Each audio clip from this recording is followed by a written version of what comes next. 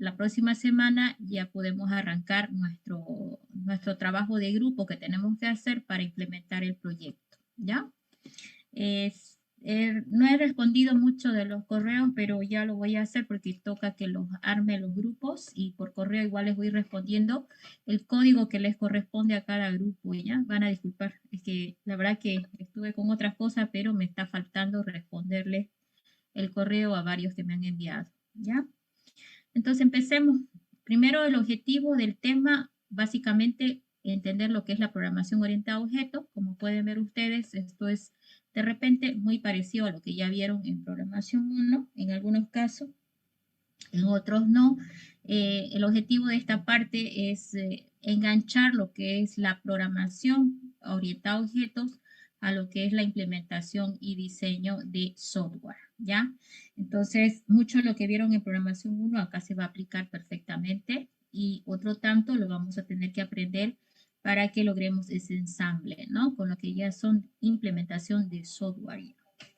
Ok, ahora desde este punto de vista, ¿no?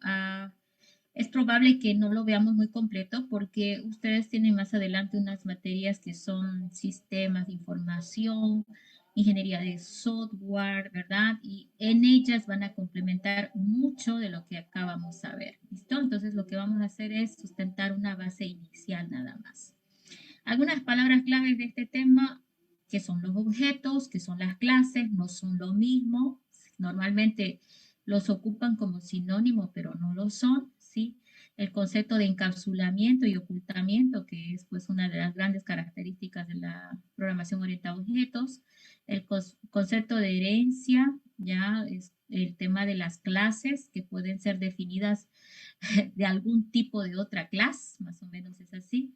El concepto del polimorfismo, que nos dice que pues podemos programar de tal manera de que de acuerdo a los parámetros que tenga el proceso o función que has implementado, va a responder para afuera, ¿no? Entonces a eso se le refiere el polimorfismo, que puede verse de muchas formas el resultado obtenido al invocar a un proceso o función de acuerdo a los parámetros que se le envía.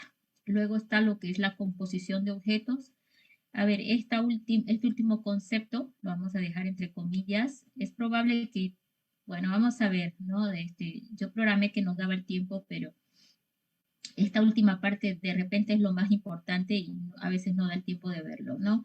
La composición de objetos tiene que ver con el hecho de que agarramos un grupo, ¿no es cierto?, de objetos y los definimos como una sola cosa. Básicamente, si tú lo vieras así, tal vez sería pues interesante que más adelante lo logremos. Miren, se refiere a esto, ¿no? Que yo puedo agarrar dos y meter dentro de uno solo, entonces ahí viene lo que es la composición de objetos y de ahí van a desencadenar otros conceptos de esta teoría, programación orientada a objetos, ¿no? Entonces, básicamente esto es muy importante porque hay características fundamentales que se pueden aprovechar en programación avanzada, como por ejemplo la reutilización de código, ¿no? Que acá promete ser pues uno de sus parámetros principales. Se refiere a que yo construyo algo y no es solamente para una aplicación, sino que me puede servir para convertirlo en librería y vincularlo a otras aplicaciones más adelante, ¿no? Creo que ese es uno de los grandes fuertes de este paradigma de programación, ¿ya? Bueno, hay una introducción, conceptos básicos y pues nos vamos a concentrar en un punto 3 que es el famoso diagrama de clases, que es la base de la construcción de programas orientados a objetos, ¿no? Y ahí esto está para implementarse en 3 talleres. Obviamente, ahí es donde ya ustedes van a trabajar, ¿no? Taller 1, taller 2, taller 3, como que estuvieran viendo ya el esquema de lo que es el proyecto, ¿ya? Con la teoría que vamos a ver hasta el punto 3, voy a iniciar la serie de talleres. Está partido en 3, significa que son 3 clases complicadas para ustedes en el sentido de que tienen que trabajar. De repente de un lunes para un viernes, de un viernes para un lunes y no hay de otra, ¿no? Hay que hacer trabajo de grupo porque no tenemos mucho tiempo disponible para lograr esto. Sí, eso era lo que yo quería evitar. pero bueno, pues así está el calendario apretado, entonces vamos a tener que igual trabajar duro acá, haciendo los talleres, pues así consecutivos como nos van a aparecer. Ahora, el problema va a ser el grupo. Ya, si el grupo falla, va a fallar el proyecto. Entonces, ustedes tienen que hacerse la idea de que tienen que lograrlo como grupo porque una persona no va a lograr todo este trabajo. Ya, no lo va a hacer y lo más recomendable es que trabajen todos juntos. ¿Listo? Ahora, en cada uno de estos talleres va a ir una evaluación de grupo, que no se hace en realidad, ¿no? En casa. Normalmente yo les doy el enunciado en la hora de clases y ustedes trabajan en esas 2 horas para hacer la primera presentación. Una vez que yo les devuelvo un resultado de esa presentación, ustedes para la siguiente clase tienen que acomodarme todo lo que he solicitado en la corrección, ¿ya? Normalmente me lo envían por correo o por plataforma. Sí, por plataforma les habilito, ¿no? Taller 1, taller 2 y 3 para que presenten. Y yo ahí mismo les devuelvo el feedback. Cada grupo presenta uno solo, entonces le llega a todos los miembros del grupo la respuesta que yo voy a dar por un ejercicio o por uno de los resultados que hayan obtenido. ¿Ya? Entonces, por esa razón es urgente que me hagan los grupos para que los agrupe y los identifiquen en la plataforma, de tal manera que cuando tengan un resultado, suban a la plataforma tal cual hicieron el práctico, pero sobre esa presentación yo voy a hacer comentarios y les voy a poner una nota. Entonces, eso le va a llegar a todos los miembros de su grupo, ¿no? Entonces, todos se van a enterar y no va a ver cómo no se enteren, ¿ok? Bien, entonces, habiendo visto eso, bueno, me voy por elementos básicos hoy. No, no es mi idea verla toda la teoría. Yo lo que quiero es que ustedes agarren más bien el material de lectura de la plataforma, por favor, y le den una mirada minuciosa, porque lo más triste que pasa es que en el taller número 1 todos están con las diapositivas y el internet, buscando conceptos, teoría para resolver. Y no tienen tiempo, tienen solo 2 horas. O sea, en que vas, buscas cómo se hace, qué se llama y por qué es así, ya perdiste la mitad del tiempo que pudiste haberlo empleado en hacer un buen trabajo en el taller, de tal manera de que tu nota vaya acumulando buena ponderación y no te arriesgues que al final no te alcance, ¿verdad? Entonces les recomiendo que a todo este material de lectura le den pues su tiempo. El viernes yo olvidé pedirles que le den una lectura inicial a todo este material. Me hubiera gustado que ya lo hubieran hecho, pero lo olvidé. Entonces yo voy a partir con este concepto, pero ustedes se tienen que comprometer que para el día viernes lo tienen que volver a revisar en la plataforma. Tienen también ahí una bibliografía sugerida, entonces con eso ya deberían compensar todas las falencias, ¿ya? Pero ¿qué es lo que necesito que sepan para la primera etapa, que es el taller 1? Bueno, primero hay que entender que la programación orientada a objetos normalmente nos sirve como una eh, metodología, digamos, de programación que nos facilita a la hora de representar problemas de la vida real. Sí, ese es su gran fuerte, ¿no? Normalmente se busca modelar el mundo en función a objetos, ¿no? Y pues más que concentrarnos en cuál es el problema que tengo que resolver, nos concentramos en cuáles son los objetos que rodean al problema que hay que resolver. Entonces, ese es básicamente el principio, ¿no? Que uno trabaja. ¿Qué beneficios nos trae esto? Bueno, principalmente, pues podemos decir que los programas se hacen más sencillos porque pues simplifico el problema. De repente también el tema de que puedo pensar en objetos y eso no es tan difícil porque nosotros vivimos rodeados de ellos. Ahora también está el tema de el encapsulamiento o la integridad, ¿no? De lo que tú vas a construir. Esto tiene que ver con el hecho de que cuando tú veas un código tuyo, normalmente lo que habíamos visto era que por un lado iban variables, procesos, funciones, ¿no es cierto? Bueno, entonces ahora estas variables, procesos y funciones que están referenciando a algún objeto específico del mundo real, los puedes encapsular, así como lo he hecho yo, ¿no? Como una sola cosa, de tal manera que la integridad de la información que fluya de una a la otra esté bien protegida y bueno, nos va a dar a nosotros ventajas no solamente en cuanto a la integridad, sino también al concepto de que los programas se van a hacer más sencillos de esta manera. ¿Ok? Veamos otros beneficios. Uno más es el tema de lo que es la reutilización de código, que tanto se habla y que también está muy relacionado con lo que es la herencia de clases, que luego vamos a ver más adelante. ¿Ya? Entonces, palabras claves, integridad, reutilización, facilidad, objetos, ¿ya? Entonces, estos son los elementos fundamentales sobre los cuales podemos decir que la programación orientada a objetos trabaja. Bueno, entonces, ¿pero qué es esto? Bueno, hay muchas definiciones. Le vamos a agarrar una de estas, ¿ya? Organización de los programas tratando de representar el mundo real, ¿sí? Eso es básicamente lo que se hace. ¿Ok? Está hablando la definición de organización de los programas tratando de representar el mundo real, pero dentro de esa organización siempre se observan objetos y cada objeto es un ejemplar de una clase, dice, ¿no?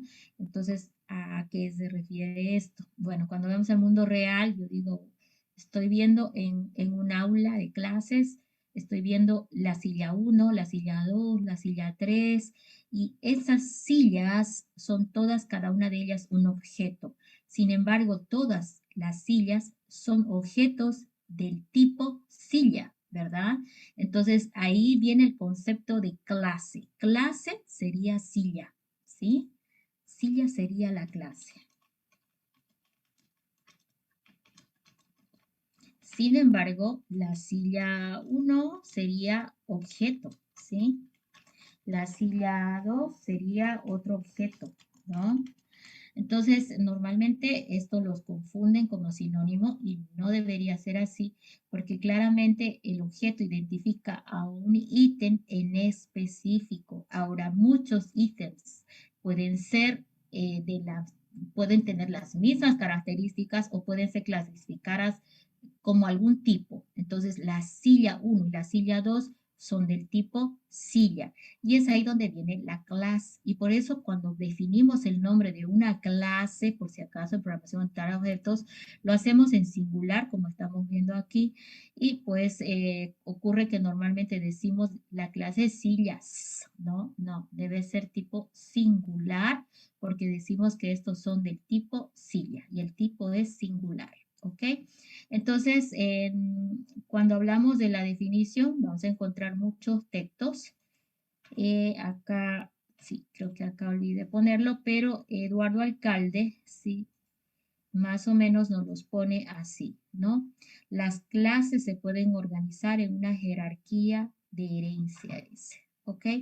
Esto significa que no solamente voy a definir objetos que son de un tipo llamado class, sino también luego voy a definir lo que es la jerarquización de la herencia. ¿Qué significa esto básicamente? ¿No? Que tenés, por ejemplo, acá habíamos hablado de silla, ¿ok?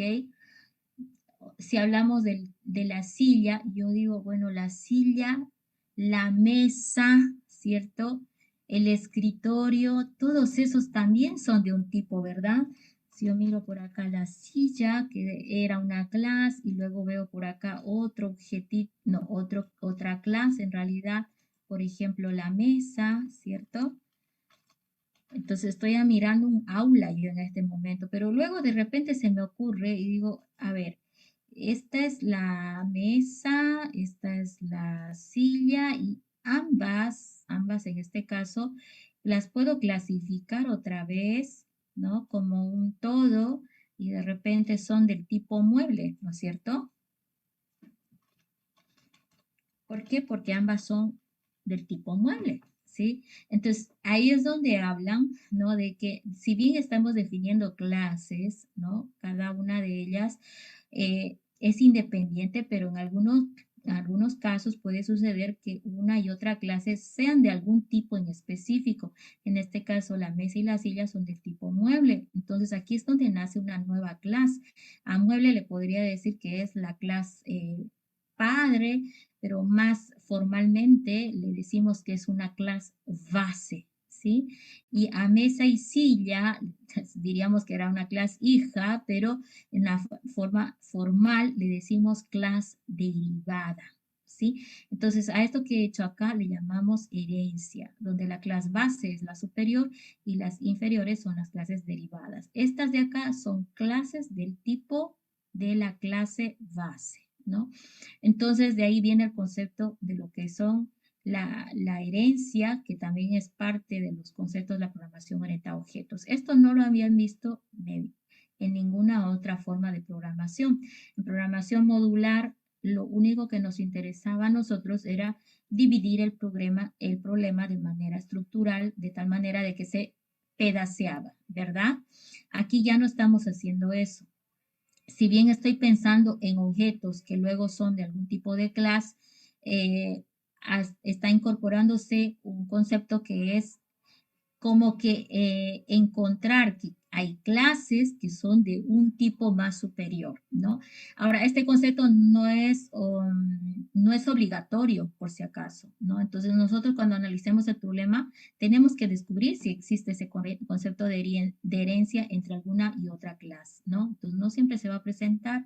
Normalmente, si se presenta, lo tenemos que representar y adoptar, ¿no?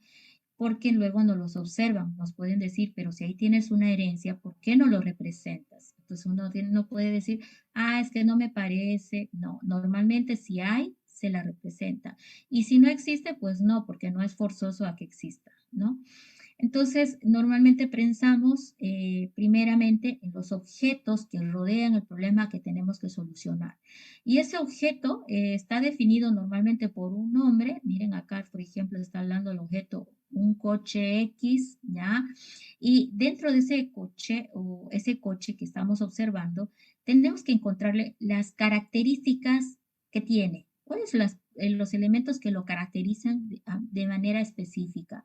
Es decir, sus atributos. Entonces, normalmente si hablamos de un coche, podemos pensar en algunos atributos como la velocidad, el estado, si está en marcha o no. Miren, acá estoy viendo dos atributos, ¿sí? Ahora, ¿qué cosas o qué operaciones puedo hacer con un coche? Bueno, en el coche puedo ver la velocidad, puedo frenar, puedo acelerar, puede parar, puede arrancar, ¿cierto? Entonces, estoy pensando en dos cosas al definir el objeto. Primero, los atributos que lo caracterizan. Ahí pudo haber color, peso, marca, modelo, ¿cierto? Y luego estoy pensando en los procesos o funciones que yo necesito para poder manipular este objeto. Y ahí se me ocurrió pues frenar, acelerar, parar, ver la velocidad, etcétera, ¿sí? Ahora, cuando yo he definido sus atributos, sus procesos y funciones que son propios del coche, todo ello, estas variables con los procesos y funciones, lo estoy encapsulando y le estoy llamando hasta toda esta cápsula el objeto un coche, ¿sí? Ahora, cuando hagamos este encapsulamiento, vamos a recordar que lo hacemos por la integridad de la información que está fluyendo en el objeto, ¿sí? Ahora, acá vemos algo interesante, es que un mensaje está viniendo, ¿no? Y se está topando con el objeto. Entonces, el mensaje es como que una interrupción, ¿no? Que está viniendo y el objeto lo va a recibir y seguro va a haber una respuesta para afuera, ¿no es cierto? Pero el mensaje, en el fondo, no entra adentro de la cápsula, ¿sí? Simplemente va y solicita algo y la cápsula debe ser capaz de devolverle una respuesta a ese mensaje. La cosa es que la fecha no está entrando adentro, se queda afuera. Es como que ahí está esperando que la cápsula le dé algún resultado, ¿sí? Algún, no sé, algún cálculo, alguna pregunta, etcétera, ¿no? Otra cosa que hay que tomar en cuenta es que justo esta representación del mensaje nos está mostrando cómo los objetos del problema que estamos analizando pueden interactuar los unos con los otros. ¿Cómo van a interactuar los objetos? A través de mensajes. De un objeto va a fluir a otro objeto un mensaje y ese objeto le va a devolver un feedback, ¿sí? Una respuesta. Entonces, el mensaje es el medio de comunicación que van a tener los objetos. Ahora, acá salta a la vista algo muy curioso, y es que una zona de la cápsula ha sido como que pues separada, si lo queremos ver así, y le ha llamado a esta zona privada, ¿no? Y todo lo que quedó afuera le llamó público, ¿sí? Entonces, esto nos muestra que algunos elementos, estamos hablando de atributos o métodos o procesos o funciones que tenga el objeto, pueden ser clasificados como privados. ¿Y qué significa? Que les voy a dar mucha seguridad en el sentido de que ningún elemento externo puede tocar estos elementos, ni siquiera los puede ver, ¿sí? Están como escondidos y si, por ejemplo, el mensaje tratara de alguna forma de llegar a velocidad, no lo puede hacer porque está como privado. Pero de todas maneras, lo que está público, que está por acá, ¿sí? Indica que es abierto, o sea, cualquier mensaje externo puede acceder a estos elementos públicos, ¿no? Entonces aquí estamos viendo que el mensaje podría mandar a arrancar o podría ver la velocidad del coche, pero para nada pudiera acceder a lo que es el atributo que tiene la velocidad y el estado del coche, ¿ya?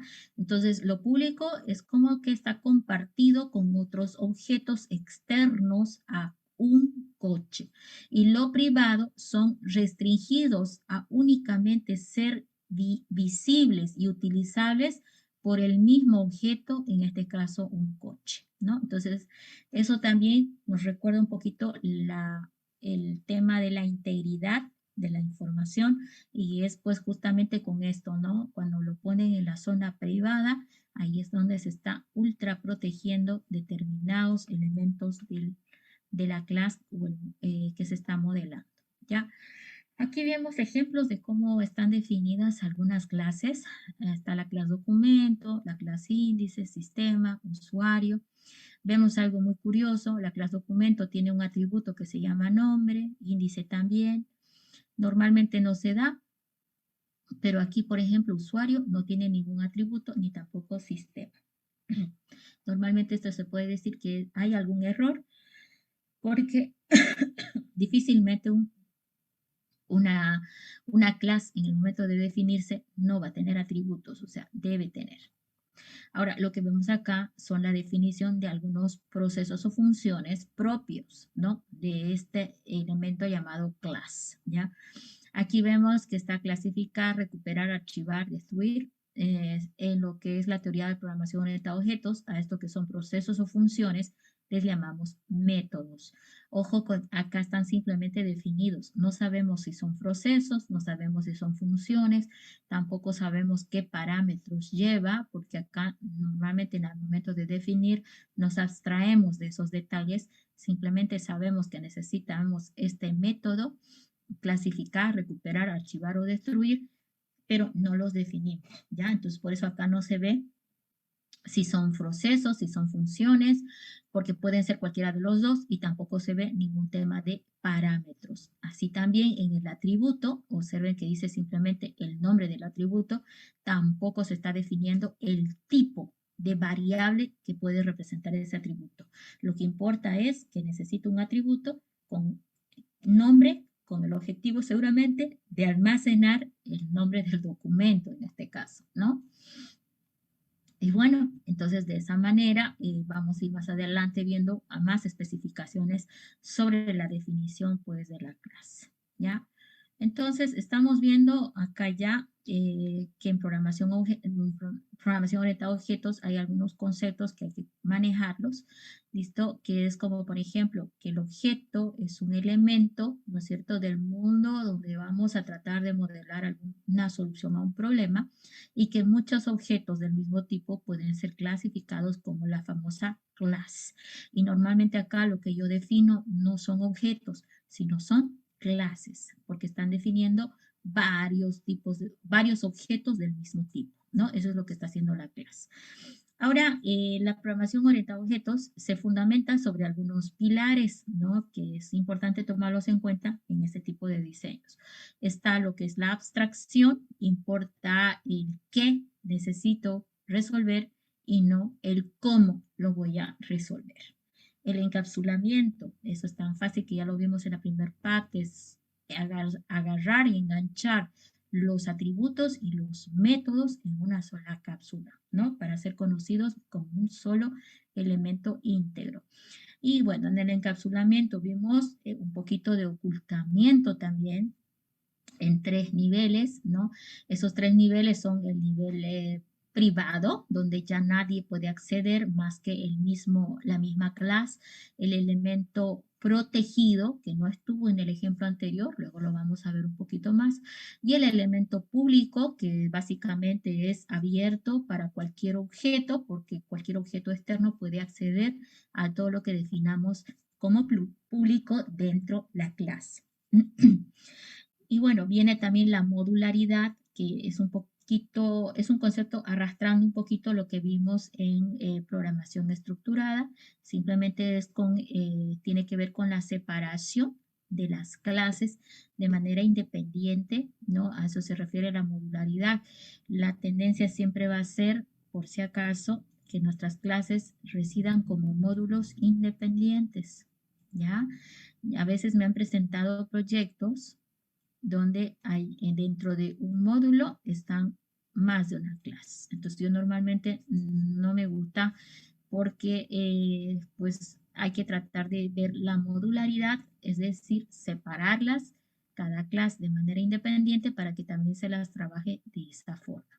Ahora hay algunos casos, como por ejemplo en C++, hay algunos problemitas con lo que es sobre todo el tema de el polimorfismo. Ya en la parte de polimorfismo hay algunas particularidades del C++ que nos obligan, ¿sí? Nos obligan en todo caso a programar a las clases así como estamos viendo acá en uno solo. Pero a no ser de que ocurra eso, pues lo veo correcto. Si no necesitamos, ¿no? Por polimorfismo, por el comportamiento polimórfico que trae el C++, tener la obligación de volverlos a una clase, siempre les voy a pedir que armen módulos independientes para cada clase, ¿ya? Y bueno, ese es un detalle que luego lo vamos a ver también. Ok, entonces acá me está faltando uno más, lo que es la herencia o la derivación, y ya lo hemos visto en un punto anterior, pero básicamente es cuando una clase es del tipo de otra clase, ¿no es cierto?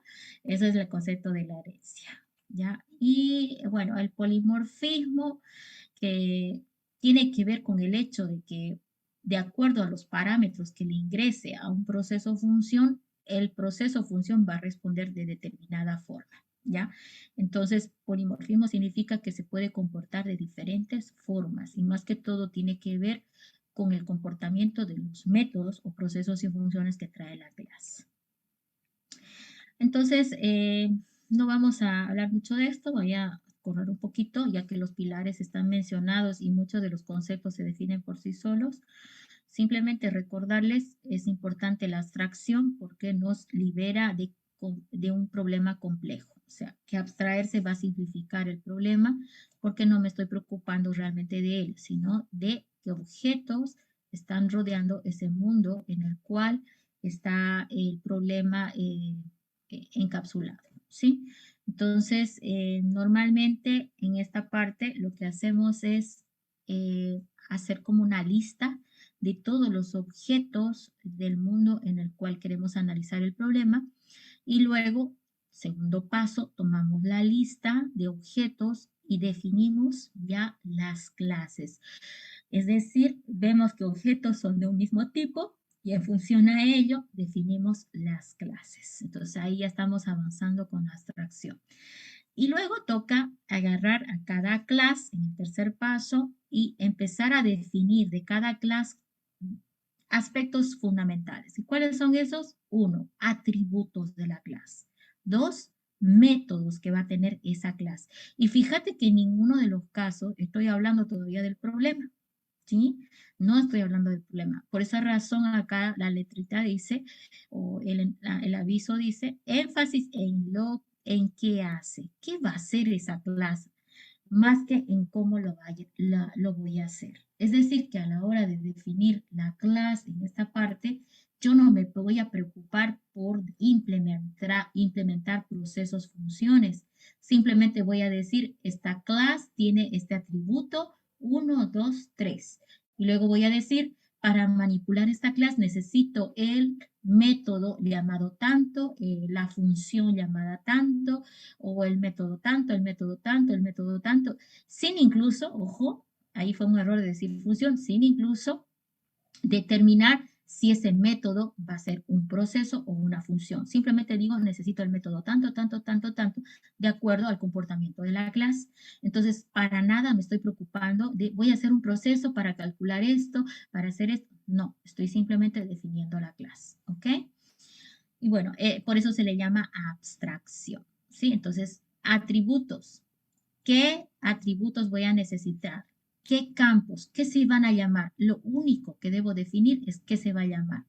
Y luego los métodos, ¿no? Los métodos también me voy a ir definiendo qué les voy a llamar, pero no los voy a implementar, ¿sí? Y por eso estoy abstrayéndome de ese tema de implementar. Y estos dos elementos, los atributos y los métodos, los voy a meter en un solo empaque, en una sola cápsula, de tal manera que se van a convertir en una clase. El encapsulamiento ese que estoy haciendo ya va a ser la definición de una clase, ¿no? Bueno, ahora lo que tocaría es un poquito ver si ya la clase está definida. Vamos a suponer que lo tenés así, que has definido una serie de atributos, ¿sí? La clase tiene por acá unos atributos y de repente también tiene definido algunos métodos, ¿no es cierto? Más o menos siempre la estructura de la clase es esa. Tocará ahora ver el tema del ocultamiento, quiere decir los niveles de protección que le vas a dar. Y eso puede ser pues de índole privado. Normalmente los atributos son de índole privado, es decir, no los abrimos para afuera, ¿ya? Eh, pero pues nada, no es una regla, puedes tener también en el área pública a los atributos, eso no es una restricción, pero es preferible meterlos como privados, ¿ok? Privado significa que los miembros de la clase tienen acceso a esos atributos, pero nadie más, solo los miembros de la clase. ¿Y quiénes son los miembros de la clase? Los demás métodos que tenga la clase pueden acceder a estas variables llamadas atributos. El término protegido son solamente los miembros de la clase y sus clases derivadas tienen acceso a, estamos viendo ya una definición que referencia a la herencia, ¿no? Entonces, si estamos hablando de una parte protegida, es porque esa parte queremos que esté disponible para los elementos de esta misma clase y de cualquier clase derivada que hubiera abajo, ¿sí? Entonces, eso es algo no muy difícil de entender. Si las clases derivadas están por ahí y yo defino que hay algo que está simplemente protected, significa que de aquí sí va a poder acceder a esa zona protected. Si hay atributos o métodos en esta zona, yo desde esta, que esta es una derivada de esta, puede acceder acá. ¿Por qué puede? Porque es derivada de esta clase según esta gráfica que estoy haciendo en este momento. Ahora, este otro, por ejemplo, no tiene la flechita, no es derivada de la otra clase, entonces cuando él quiera acceder a esta parte protected, no lo va a poder hacer. ¿Por qué? Porque esta no es derivada de la clase que estamos viendo acá. Entonces no puede entrar acá, tampoco a la privada, obviamente. Al único lugar que puede acceder para acceder a sus procesos o funciones es a la zona pública. Y si en la zona pública hubiera alguna variable o algún atributo, también la va a poder referenciar. Pero en este caso, si hablamos de protected, esta no va a poder llegar, ¿ok? Entonces, esos son los tres niveles normalmente que vamos a encontrar en una clase. Y ojo, en los tres niveles puedes tener atributos y métodos, ¿sí? Atributos y métodos. Entonces, hay atributos protegidos, privados o públicos. Y también hay métodos que pueden estar privados, protegidos o públicos, ¿ya? Entonces, todo depende del diseño que están planteando, ¿ok? Entonces, a eso se refiere con el ocultamiento. Entonces, cada clase va a ir en un módulo independiente. No lo olviden, por favor, esto ya lo hemos hablado mucho. Y de ahí, pues también hay que tomar en cuenta el concepto de la herencia, que es cuando una clase es del tipo de otra clase, ¿no? Acá, por ejemplo, estamos viendo a gato y perro. Ambos son, pues, mamíferos, ¿no? Entonces, ambos pueden ser clasificados como del tipo mamífero, ¿cierto? Entonces acá podemos hablar de herencia, ¿no? Ok, ahora acá pues hay tipos diferentes de herencia, ¿no? La verdad, en la práctica utilizamos normalmente el tipo múltiple, ¿sí? Es que es el más común. En este tipo múltiple, el ejemplo está muy claro, miren, empleada, amiga, madre, pero todas estas clases pueden ser clasificadas como una clase mujer, porque la mujer es empleada, es amiga y es madre. Entonces aquí estamos viendo una buena definición de un tipo de herencia múltiple, ¿no? Entonces esta clase base llamada mujer tiene una, dos, tres clases derivadas, ¿ya? Ahora, esta otra es más complicada, eh, es una herencia simple, se llama, pero a ver, esto connota de que de repente tenemos una clase lista, ¿cierto? Tenés una clase lista y una vez de haber definido esta clase lista, puedes también definir una clase llamada pila, ¿sí? Si la lista se comporta como pila, entonces ya tenés la definición de la clase pila. Y luego la pila, puedes hacerla comportarse como cola y ya tenés la definición de la clase cola. Entonces, esta es un poco más difícil de programar de repente, pero este puntual ejemplo que vemos aquí está hablando de herencia simple entre estructuras de datos, ¿ya? Y hablamos, por ejemplo, la pila y la cola, que la van a ver en la materia de estructura de datos, que es la siguiente, en el siguiente semestre. Ahí van a ver esas estructuras que no tienen comportamiento idéntico, pero de repente si tú miras a la pila, se puede comportar como una cola. O al revés, yo tengo una cola y esa la puedo hacer que funcione como pila. La puedo forzar a funcionar como pila. Y la pila la puedo forzar a funcionar como una lista, ¿no? Entonces de repente ahí es muy desafiante para los programadores. Si en algún momento les pidiera a su docente que hagan este tipo de herencia, van a ver que es un poco costosa, pero es bastante desafiante, ¿ya? Yo lo vería, miren, puedes verlo de diferente punto de vista, pero yo lo vería así, ¿no? Primero armaría la cola y de ahí vería cómo disgregar la pila y hacer que la cola que arme se comporte como una estructura de pila, ¿sí? Y luego esa pila que armé, ver cómo se comporte como una lista, ¿no es cierto? Y estos conceptos hablan de estructuras de datos, por si acaso. Bueno, esta es un poquito más rara, la más común es la múltiple, esta es la que vamos a ver en esta parte de la materia. Yo creo que esta es para estructura de datos, ¿no? Porque ahí recién van a poder ver de qué se trata el comportamiento cola o pila. Y bueno, lista creo que ya la conocen, pero estas otras son un poquito más diferentes.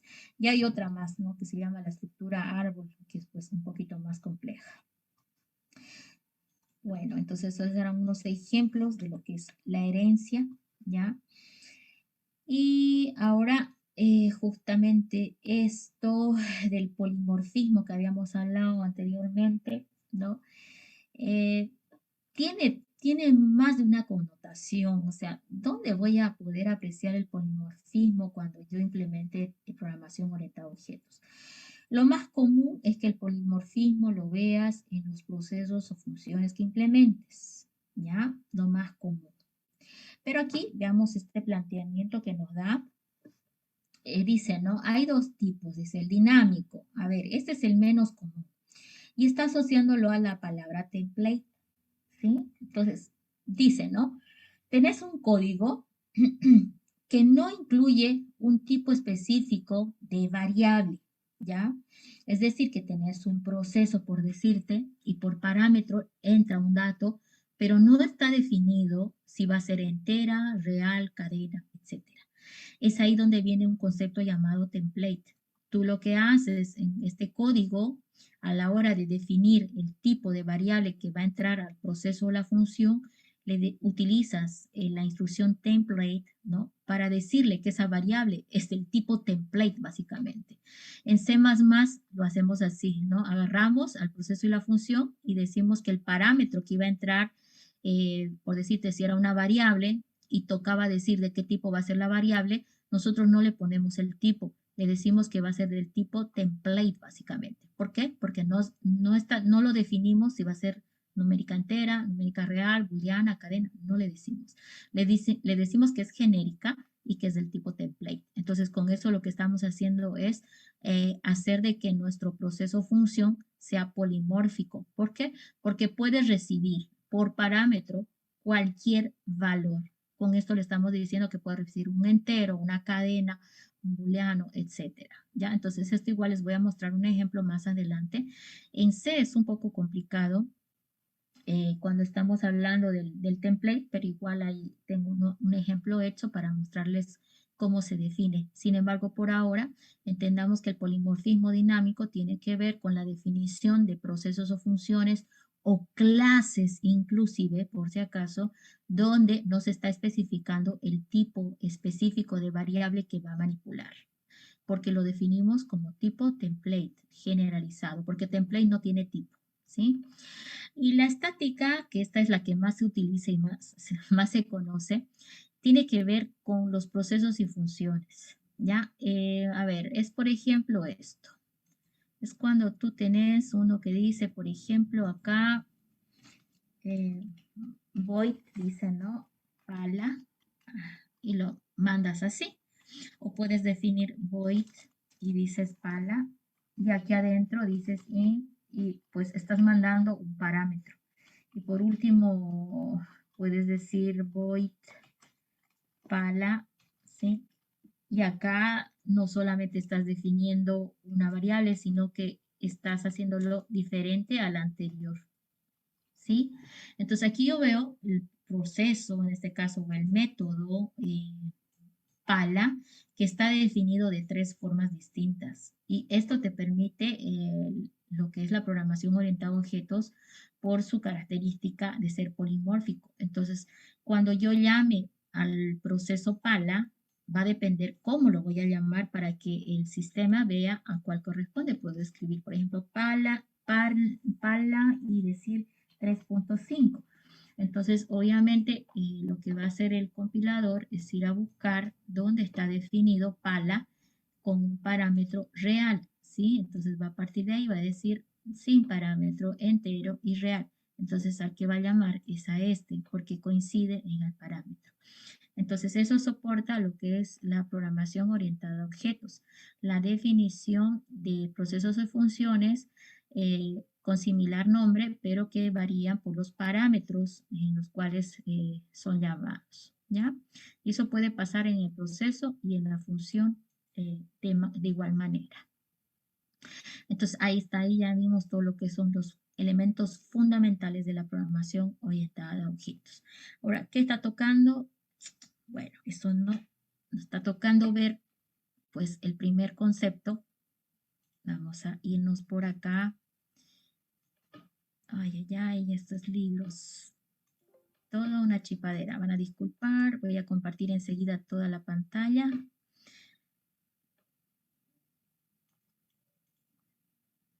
Bueno, como grupos, ustedes también ya tienen que empezar a ver cómo en qué lenguaje van a trabajar, ¿no?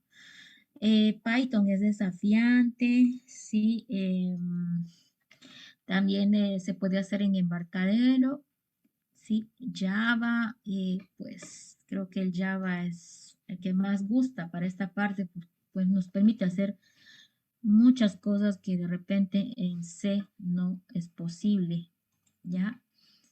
No sé qué errores está saliendo, espero que funcione. La verdad que es todo mal en esta máquina. Bueno, he entrado al write, ¿sí? A ver, normalmente uno le dice, voy a crear un nuevo proyecto, ¿no? Y aquí define de qué tipo va a ser. Acá le voy a decir, bueno, voy a hacer aplicación de Windows, ¿sí? Tanto tiempo que no he programado con ustedes, ya estoy olvidando. Windows Form, ¿verdad? Control, sí, este es. Ok, entonces le vamos a dar ahí. Voy a crear un nuevo proyecto, pero esto es simplemente con el objetivo de empezar a crear mis clases. En realidad el proyecto puede utilizar las clases para ir resolviendo el problema que tengo yo en algún momento dado. Por ahora estoy haciendo un ejemplo genérico de cómo deberían ustedes empezar. Cuando yo les dé el problema, lo primero que van a decir ustedes, bueno, este es el problema y van a atrapar objetos, ¿sí? Eso va a ser en el taller 1, como lo vamos a ver el siguiente viernes. Van a atrapar objetos y luego de esa lista de objetos van a empezar a definir las clases. Es de haber tenido, por ejemplo, 50 elementos, al definir clases probablemente te quedes con 20, por darte una idea, ¿sí? Y a la hora de definir la clase vas a tener que darle un nombre, definirle con atributos y procesos y funciones que están relacionados con la manipulación de esa clase, ¿no? Y luego de eso vas a venir a programación. Acá yo he creado un nuevo proyecto simplemente, lo voy a grabar, vamos a grabarlo de una vez, save all, y voy a hacer una carpeta de trabajo, creo que siempre vamos a estar acá, entonces voy a grabarlo en el disco duro. Vamos a ver, ustedes son, bueno, Program 2.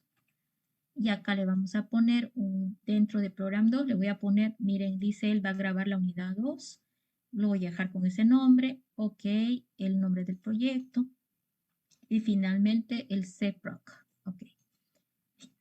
Acá lo que veo es que en el explorador de proyecto me está mostrando los archivos que ha creado. Desconozco por qué empezó con el 2, la verdad que no sé, pero bueno, eso no importa mucho. Ahora, a partir de ahí ya empiezo a definir clases. En C lo que yo hago es ir acá a proyecto y le decimos add, ¿sí? New, y aquí viene lo importante, ¿no? Como voy a empezar a definir clases ya en programación, you need C++ builder. Entonces, fíjense que estoy diciéndole unit solamente, no le estoy diciendo formulario, quiero una unidad. Y esta unidad, ¿no? Es un elemento que solamente tiene el CPP y el punto H. Primer cosa importante es ponerle un nombre, ¿no? Miren, acá lo puedo renombrar para que no se llame unit y aquí le voy a poner el nombre de la clase, ¿sí? Por ejemplo, una clase común y corriente es la clase persona. ¿Sí? Persona, ¿ok? Y bueno, automáticamente el H y el CPP tienen ese nombre. Ok, entonces en C++ normalmente una unidad está partida entre el punto H y el CPP. Normalmente el H lo ocupamos para definir el perfil de la clase, definir el prototipo de la clase. Prototipo significa que no está completo, ¿sí? Pero que está perfilado. Y en el CPP tengo que definir cada método, cada función que está definida dentro del punto H, ¿ya? Entonces, ¿con qué empezamos en el punto H? Ahí le decimos class, la instrucción sería class, ¿sí? Y luego iría el nombre de la clase, le voy a poner en este caso persona, ¿sí? Una llavecita que abre y que cierra. Y dentro de esta clase, ¿sí? Vamos a empezar a definir todo lo que está relacionado con esa clase persona. Entonces, seguramente en mi etapa de análisis, cuando vi la lista de objetos, definí la clase, ya pude pues definir el modelo que va a tener esta clase. Estoy refiriéndome a atributos y métodos, pero todo dentro de los niveles de protección. Private, ¿no? Protected, ¿sí? Y public, ¿sí? Ahora, no es necesario que tenga una clase los 3 niveles, por si acaso. Yo solamente los estoy poniendo para mencionarlos, ¿ya? Entonces, si no hay ningún atributo método en Protected, pues lo voy a sacar. Ahora, Protected normalmente lo definimos cuando estamos pensando que esta clase va a tener clases derivadas, ¿sí? Entonces, estamos hablando del concepto de herencia, ¿no? Entonces, normalmente Protected está asociado a ese concepto. Ok, la clase es persona y voy a definir algunos atributos en persona, ¿ya? En la etapa anterior, que era cuando analizábamos, las clases estaban definidas bajo la forma de cápsulas, así como vimos las gráficas, ¿ya? Y no tenían los atributos, el tipo. Los métodos no tenían si eran proceso o función y si tenían parámetros o no. Ahora que toca implementar la clase, yo tengo que definir qué tipo van a ser los atributos y si van a ser procesos o funciones los métodos que están metidos dentro de esa clase. Entonces, imagino a la clase persona que tenía atributos y métodos, entonces lo voy a tratar de escribir simplemente. Por ejemplo, edad, ¿sí? Nacimiento, FNAC de la fecha de nacimiento. A ver, ¿qué más? Teníamos nombre, ¿sí? CI, entonces seguramente estaba así. Y luego más abajito había seguramente una separación ahí entre atributos y venían los métodos. ¿Cuáles son los métodos? Bueno, tengo que pensar en métodos, normalmente en la etapa de análisis, métodos que están relacionados con la clase y que probablemente yo necesite, ¿sí? Ahora, por ejemplo, a ver, la edad es un atributo, fecha de nacimiento es un atributo, nombre y CI también. ¿Quién me puede idear un método que no tenga nada que ver con esos atributos para que la escriba en persona? Un proceso o función, ¿sí? Para que yo lo anote. Primero empecemos con un proceso. ¿Qué proceso le puedo poner aquí a persona? Pero ojo, nada que ver con atributos. ¿Qué proceso? Caminar. Ya, si definimos a una persona como un objeto, pero imaginemos por ahora que estoy definiendo a la persona como, um, como un elemento al cual yo voy a programar en la computadora y yo no puedo programar que la persona camine, ¿verdad? Por ahora. Entonces vamos a definir otro método. Otro, ¿qué me dice? Es que no puedo programar que camine, ¿verdad? Ahora, si lo pudiera hacer, claro, lo pongo, pero ahora, deme un método. Que lea los datos, puede ser. Leer datos. A ver. ¿Qué tal? Más bien así. Creo que así nos vamos a dar cuenta mejor. Le voy a quitar este. Y aquí le voy a poner un método, ojo, calcula edad. Así lo hacemos en la cápsula. Ahorita estoy metiendo en la cápsula todo esto, ¿sí? FNAC, ¿sí? Nombre, CI y calcula edad. ¿Por qué? Porque no va a ser un atributo. Voy a tener un método que calcule la edad de la persona, porque con la fecha de nacimiento se puede calcular pues, la edad de cualquiera, ¿no? Otra cosa, ¿qué más? Ahora, esta es una función. Ahora, un proceso. ¿Qué proceso?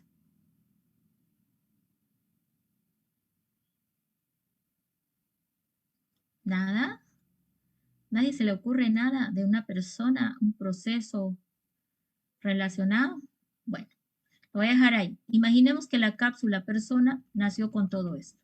Ahora, yo estoy viniendo a programación, ¿sí? Estoy viniendo a programación y me toca programarlo. Entonces, ¿qué es lo que tengo? Vamos a ver acá, pizarrita, ya que está un poquito, como me dijeron que ya habían llevado, quería achicar un poco las cosas, pero me estoy refiriendo a esto. En la primera etapa, en el taller 1, que nos toca ya la siguiente clase, yo les voy a dar un problema. Ustedes van a hacer una lista de objetos. Objeto es todo elemento que tiene características, ¿no? Y luego van a definir las clases. Y van a agarrar muchos objetos y le van a poner que son del tipo de una clase. Entonces, ahorita yo, por ejemplo, pude haber agarrado, miren, objetos como, a ver, ahí, 1, 2, 3 objetos, y estos objetos se llamaban, por ejemplo, Juan, ¿ya? Había un Juan, había una María por ahí, también en el problema que enuncié, y había un Pedro, ¿sí? Entonces, cuando yo hablo de objetos, estoy hablando de ellos, ¿ya? Pero estos eran objetos. Ahora, todos estos objetos para mí son personas. Entonces, ahí es donde nace el concepto de la clase. Entonces, yo digo, va a haber esta clase, se va a llamar persona. Pero no voy a ser persona, sino persona. Y ahora voy a empezar a pensar en atributos que tiene Juan. Bueno, Juan tiene nombre, ¿sí? Entonces va a venir los atributos, nombre, tienes carne de identidad, tiene el de nacimiento, bueno, y varias cosas más. Y luego, en otro punto, voy a poner a pensar en los métodos, ¿no? Por ejemplo, calcula edad, ¿sí? Ni siquiera sé si va a ser función o proceso, simplemente el método lo defino así, ¿sí? Y pensando en María, Pedro y Juan, ¿qué más pudiéramos? ¿Algún método que se les ocurra? Porque yo ahorita estoy un poquito sin idea. A ver, Peso. Dar nombre. perdón, Decir nombre. Ciudad. Ciudad. Ciudad. no le entendí. ¿Buscar nombre? No lo entiendo. Un método Puede que ser un, Lugar sea... donde método vive. de identificar sexo, podría ser, más o Sí, pero menos. es más, es un estado, ¿no? Es un estado. Pues, tendría que poner el atributo, porque ¿cómo vas a identificarlo? Tendría, no, pues, medio complicado. Creo que no lo pueden hacer. Pero, ubicación, a ver, ya, pues si suponemos que tenemos disponibilidad de un GPS o algo, de repente se pudiera determinar la ubicación de la persona, ¿no? Get ubicación. Miren, le estoy poniendo get ubicación o obtener ubicación. Creo que get ubicación. Miren, yo, por ejemplo, medio mezclo con inglés, pero todavía estamos pensando en función. No hemos encontrado un método. Supongamos que hay más, ¿ya? Entonces, yo en el momento de análisis, a mi clase la he definido solamente con estos atributos y estos métodos. ¿Listo? Entonces, claramente acá, ¿no? Se van a poner a discutir como grupo, van a tener que leer mucho el enunciado para no equivocarse, pero principalmente se van a concentrar en estos. Entonces, ojo, los atributos son variables y no tienen tipo. Los métodos son procesos o funciones, pero no están aquí definidas, ni tampoco los parámetros que van a necesitar para poder realizar el trabajo que tengan que hacer. Y de tener estos tres objetos, ahora yo ya diría que los voy a desechar, ¿cierto? Y me voy a quedar con solamente persona. Por eso, en un inicio puedo tener 20 objetos, pero luego cuando termine el trabajo de definir las clases que se pueden definir de ese grupo de objetos, me voy a quedar con 10, 5 clases nada más, ¿ya? Entonces, ese va a ser un trabajito que tienen que hacer como grupo, ¿ok? Vamos a guardar esta pizarrita y nos vamos ahora a programación. Ahora voy a ir a programación y voy a necesitar ver esto. Entonces vamos a hacer un cut por acá para que no perdamos. Y lo mandamos a la derecha y así. Ok. Ahora me estaba adelantando mucho de repente y por eso es que no nos estábamos entendiendo, pero ahora que ya tenemos esto por acá, ya puedo pensar en que puedo construir esto, ¿verdad? Entonces ahorita me estoy olvidando del formulario, no me importa realmente eso, ahora me interesa esto. Entonces tengo la clase persona. Esa pantalla se quedó en... Ahora sí, Ahora sí. Sí, ok. Entonces ahora necesito traducir a la clase persona y ahora tengo que preocuparme de completar, ¿sí? Como ya estoy definiendo en programación, vengo. FNAC, ¿de qué tipo va a ser? Este va a ser del tipo entero. Entonces, ¿cómo definimos? En C, int, no, fecha de nacimiento. Ok, lo puedo poner de tipo cadena, lo puedo poner de tipo date, dependiendo. Sí, entonces por ahora le voy a poner así, string, fnac. Creo que eso ya está extrañando el compilador. Nombre de tipo string, ¿sí? Y CI también, bueno, el CI es entero, ¿no? Puede ser un int and signet int CI Y luego, bueno, no hay más atributos. Ahora, ¿qué hago con pues, los métodos? Calcula edad, es una función. Va a calcular la edad. Entonces, la edad puede ser fluid o doble, ¿no? Entonces, doble, ¿sí?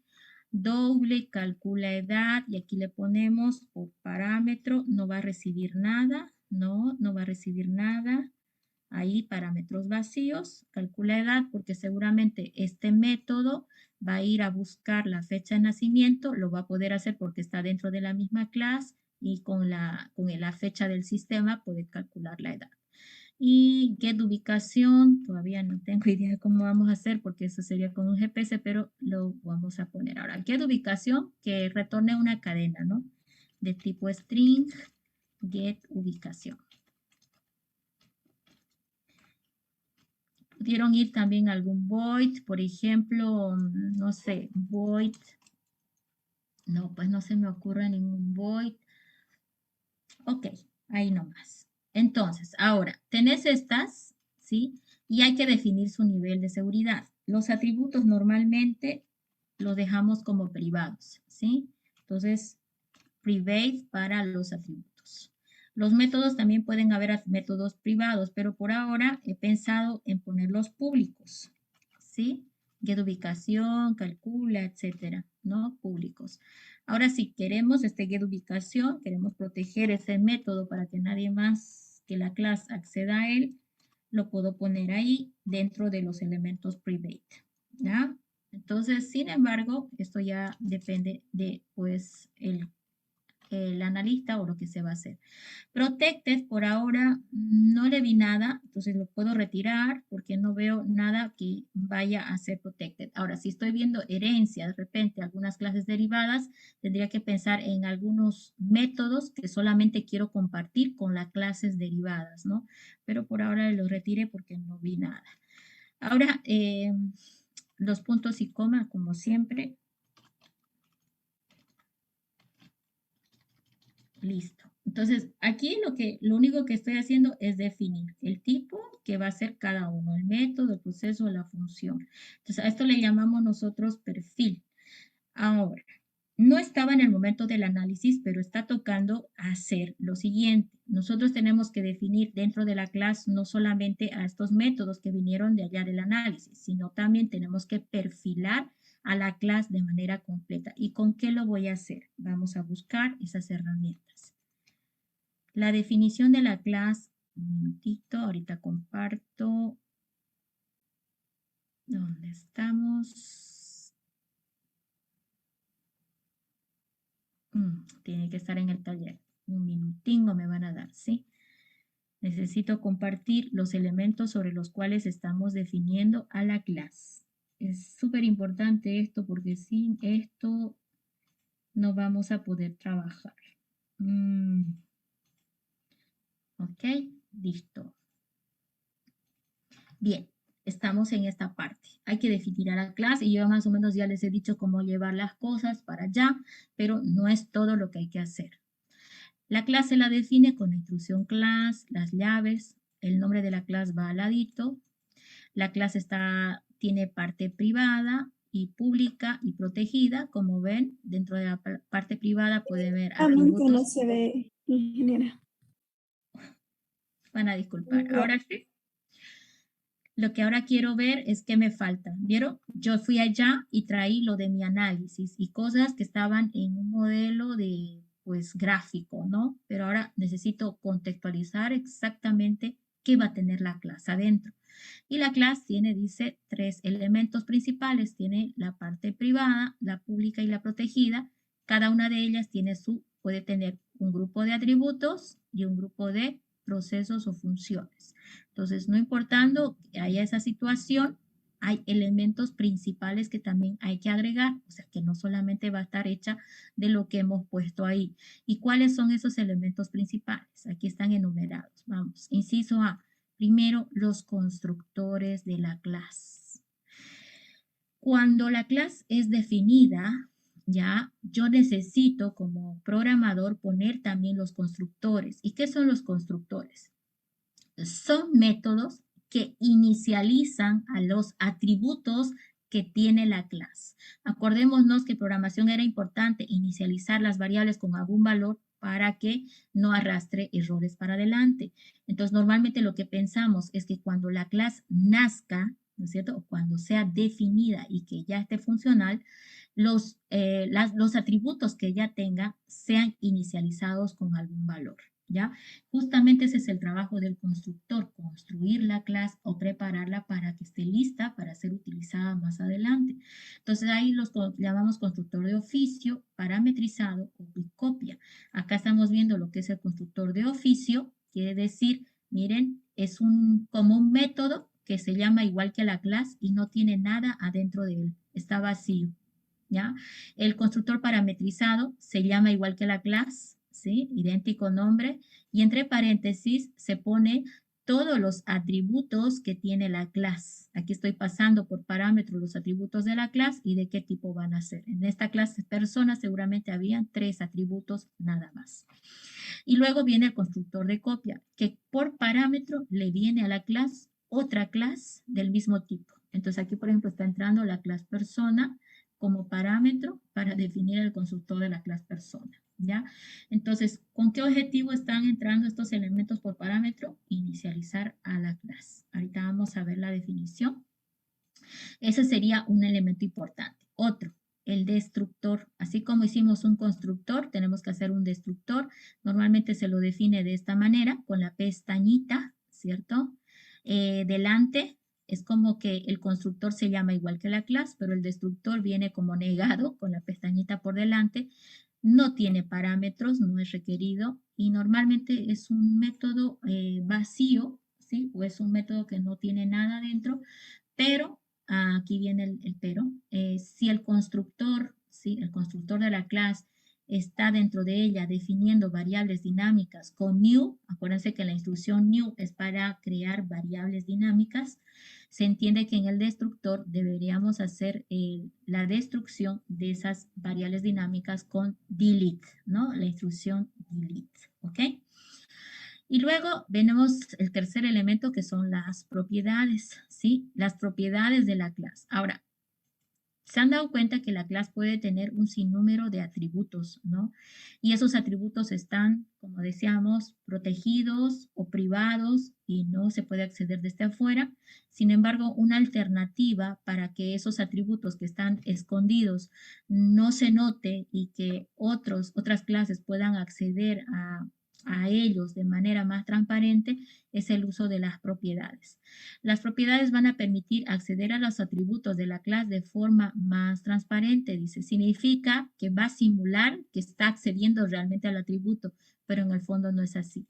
Las propiedades son casi como métodos que hacen posible enganchar a un atributo con el mundo externo, ¿sí? Aquí vemos algunos ejemplos de propiedades, ¿sí? Dice que usemos la instrucción property para definir a la propiedad. Aquí está diciendo property del tipo char puntero a nombre, pero nombre, por si acaso, no es un atributo de la clase que está definiendo. Nombre es un atributo nuevo, pero acá en realidad, bueno, no es un atributo, más bien es una propiedad que va a ser accedido como si fuera un atributo. Es decir, que cuando yo referencie a este elemento desde afuera, voy a pensar que es como si fuera un atributo y no lo es una propiedad de la clase. La instrucción para lograr hacer esto es entre llaves poner la instrucción write y read. Ahora, ¿cómo se escribe write? Write debe ir igualado a una función, a un método, perdón, que modifique un atributo al cual se refiere este. Seguramente esta propiedad está referenciando al atributo nombre de la clase persona. Y lo que está haciendo para que se pueda escribir en ese atributo y ponerle un dato es llamar al proceso llamado put nombre. Y si queremos más bien recuperar el valor almacenado por la propiedad nombre, tendría que decirle read y llamara con el método que se llama getNombre. Entonces, las propiedades se pueden definir para cada atributo que tiene la clase. Nosotros ahorita lo vamos a ver en un ejemplo, ¿ya? Y bueno, como está un poquito más largo, viene luego de ello lo que son los modificadores de los atributos de la clase. Ahí viene métodos que son capaces de acceder a un atributo en específico y modificar el valor por él, ¿ya? Entonces, aquí, por ejemplo, dice void put nombre. Entonces, se entiende que ahí lo que se quiere hacer es modificar el atributo nombre de la clase en la cual está este método. Otro, este ya es una función que va a retornar un char puntero, dice get nombre. Entonces, esta es una función que nos va a retornar el nombre, el valor que está almacenando un atributo que tiene el nombre de la persona, ¿sí? Entonces, estos serían, ¿sí?, los principales elementos de la clase. Hablamos de selectores, modificadores, propiedades, destructor y constructor. Esos serían los elementos fundamentales, ¿ya? Entonces, toda clase que van a construir debería enganchar estos elementos. Me voy a saltar un poquito todo esto porque lo vamos a ver en la práctica. Entonces, ¿qué vamos a hacer ahora? Vamos a irnos a definir lo que son los constructores, ¿sí? Acá en la clase, vamos a ver toda la pantalla, ¿ok? Vámonos por acá, decimos, tengo en parte privada atributos, parte pública tengo esta función. Ahora, el constructor debería ir normalmente acá, ¿sí?, de primeras y en la parte pública, ¿no?, que por eso lo estamos poniendo, ¿sí? Va con el mismo nombre de la clase, persona en este caso. Ya, ahí está uno, pero este es un constructor, entonces fíjense que no tiene el denominativo ni void ni nada de ello, ¿ya? Entonces acá vamos a ir ayudándonos para recordar en la derecha lo que tenemos que definir, ¿sí? Entonces estoy ahorita trabajando con constructores. Bien, ahora puedo también definir los tres tipos de una vez, persona, y aquí adentro por parámetro, como voy a usar el constructor parametrizado, poner todos los atributos que tiene esa clase. Entonces, miren, tiene, por ejemplo, del tipo string, ¿no es cierto?, fnag, y del tipo string, nombre, y tiene un unsigned int, CI, que es el carnet de identidad. Entonces, ahí está, todos los atributos que tiene persona. Ahora también puede soportar persona que viene por como parámetro una clase del mismo tipo, ¿no? Entonces, normalmente lo hacemos poniendo el tipo, ¿sí? Acuérdense que ahí iba el tipo, pero como es tipo de la clase persona, estoy poniendo persona. Y esta normalmente la ponemos con el asperjan de referencia, ¿ya? Entonces, entendamos que esta es complicada porque uno dice, bueno, ¿va del mismo tipo? Sí, es que dentro de esa clase, de repente, quiero inicializarla, los valores, con los mismos valores que tiene otra clase. Entonces, le mando toda la clase. Entonces, ahí estoy definiendo los tres tipos de constructores. El destructor también debe ser público. Lo puedo poner aquí, aunque normalmente se pone al final de la clase, ¿sí? Y va normalmente vacío. Aunque se dice que en C++ el destructor siempre automáticamente se dispara, ¿sí? Ahora viene lo que son las propiedades. Vamos a ver si ahora se entiende mejor el uso de las propiedades. ¿Se acuerdan que cuando marcaban al formulario, les decía, hay que cambiar comportamiento del formulario, apariencia del formulario, váyanse a propiedades del formulario? Bueno, es esto mismo lo que quiero armar.